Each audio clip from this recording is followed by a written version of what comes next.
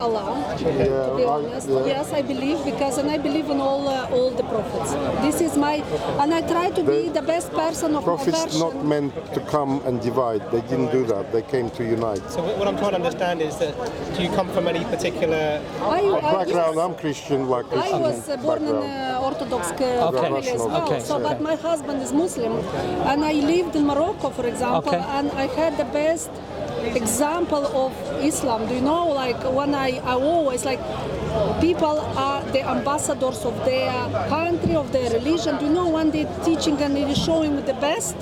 So you after me going back to my country, I was talking, no, you're not right to talk about like this, about the religion, about Muslim, because I lived it. So the reason I'm asking the question is, there are some religions like Baha'i, for example, where they believe all religions are true. And then what they say is that you can, they believe in all the prophets, Buddha, Krishna, they will mention all these names.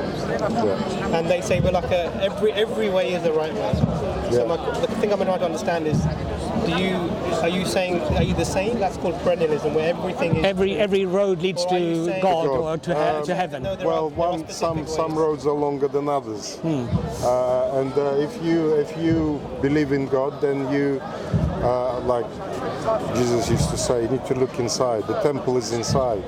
That's where your soul is. Some roads are dead ends as well. That's the problem.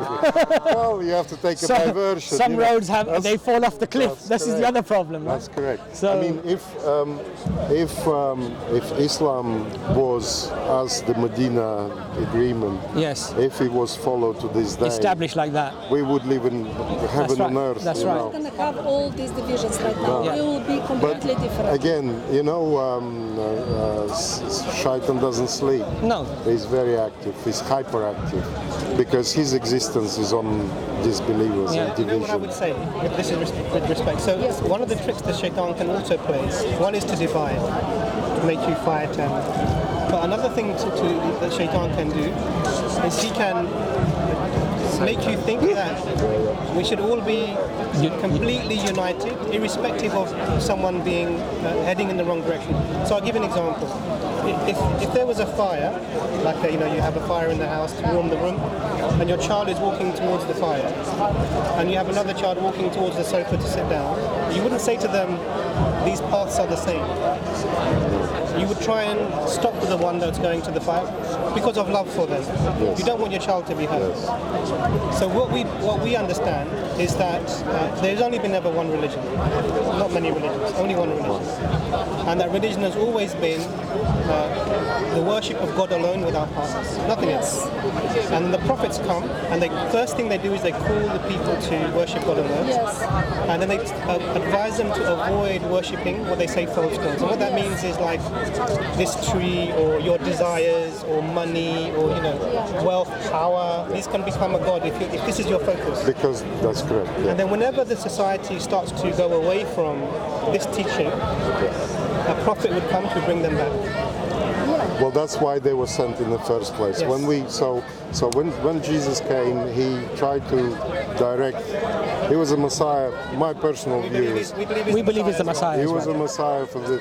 He went to Jerusalem. He was a Messiah for the Jews. That's my personal. Yes. From what I've understood from my investigations, they rejected him. We believe the same, actually. Yeah.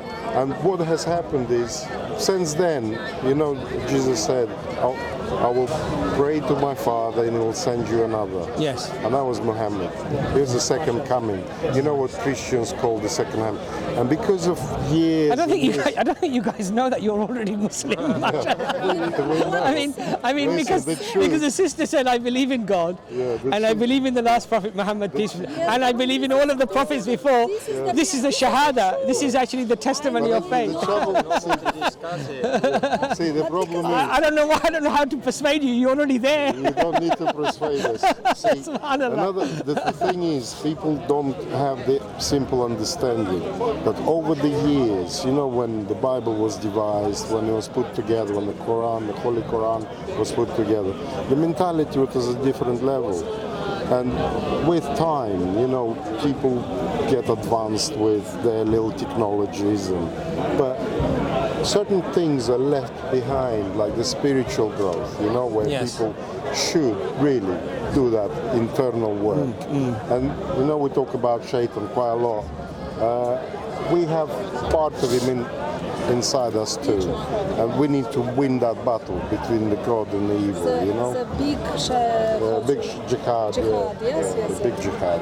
So what I would suggest is, if I say, We know, but this is what we say. We're studying this as well. Alhamdulillah. We study. You need to look. You need to learn. Look and see. We have a lot of, Because you like, may people find from things for all yourself that you'll be families. surprised about. They make a big research. They make like a conference for other people to know what is Islam, what is, and as well the Christians as well. This is why we know what is.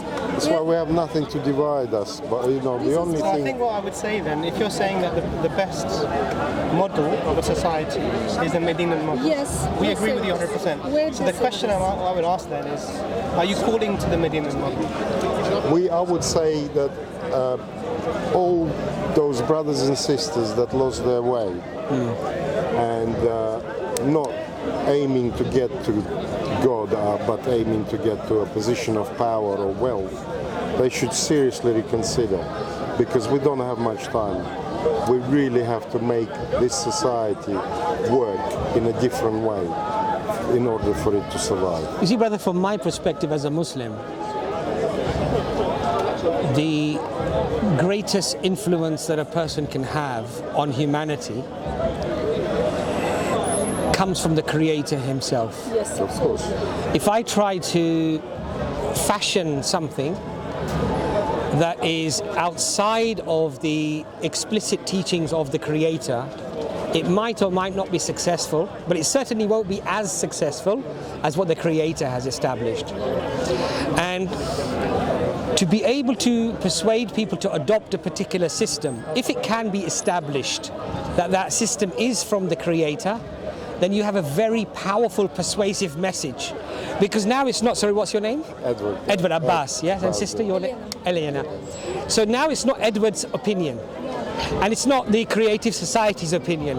It becomes the opinion of the one whose opinion supersedes all opinions, which is the Creator. Yes. So this is why we are, and we don't want to be divisive, but what we want to say to you, as you've already accepted, that since this Medina model and the model that's within intrinsically, explicitly within Islam, if adopted, would transform the world, then it only makes sense to call people to that Was the teaching still there? message. Still there. It's still there, but That's key you point. see, the trouble is, as time goes by, information gets distorted.